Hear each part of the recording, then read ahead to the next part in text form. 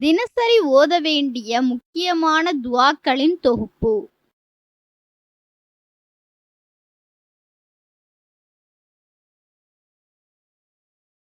சாப்பிடும் போதும் பருகும் போதும் ஓதும் துஆ. பிஸ்மில்லா. இதன் பொருள் அல்லாஹுவின் பெயரால் எனக் கூற வேண்டும். ஆதாரம் புகாரி 5376, 5378. சாப்பிடும்போது பிஸ்மில்லா கூற மறந்துவிட்டால் ஓதும் துஆ.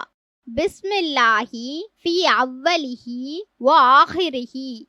இதன் பொருள் முதலாவதும் முடிவாகவும் அல்லாஹுவின் பெயரால் எனக் கூற வேண்டும். ஆதாரம் திர்மிதி 1781. சாப்பிட்ட பின்பும் பருகிய பின்பும் ஓதும் துஆ. அல்ஹம்துலில்லா. இதன் பொருள் அல்லாஹுக்கே புகழனைத்தும். ஆதாரம் முஸ்லிம் 4915.